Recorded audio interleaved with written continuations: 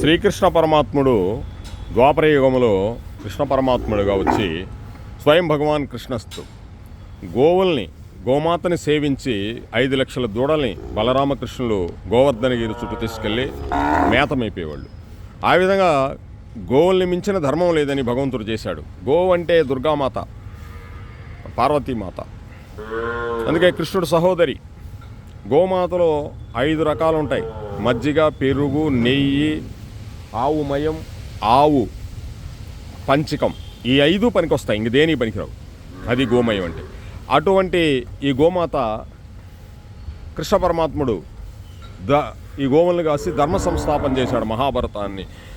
మహాభారత యుద్ధం చేసి, ఆ కురుక్షేత్ర యుద్ధం చేసి, ఆ ధర్మ పరిపాలన చేసి, దుష్టులను శిక్షించి శిష్టుల్ని రక్షించాడు. అది ఎక్కడ గోవులు ఉంటే అక్కడ ధర్మ సంస్థాపన ఉంటుంది, ధర్మం జరుగుతూ ఉంటుంది. బ్రహ్మంగారు కూడా బనగానపల్లిలో గరిమిరెడ్డి అచ్చమ్మ గారింట్లో ఉండి కాలజ్ఞాన గ్రంథాన్ని వ్రాసి, అప్పట్లో ఆయన 2000 గోవులను కాసి రవ్వలకొండలో ఉండి అక్కడ కాలజ్ఞానం రాశాడు.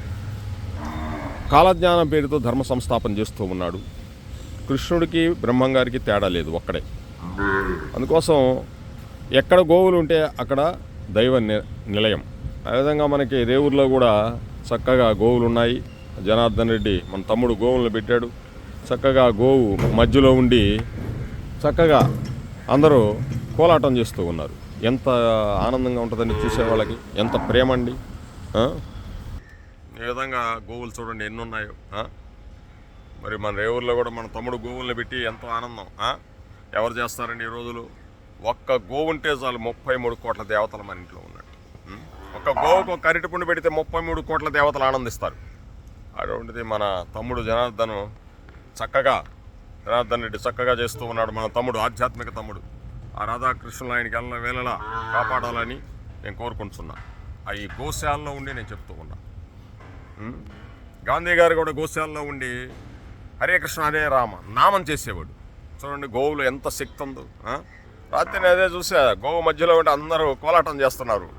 ఎంత ఆనందం వేసిందో, రాధాకృష్ణులు చేస్తున్నట్టు అనిపించిందండి. కృష్ణం ముందే జగద్గురు.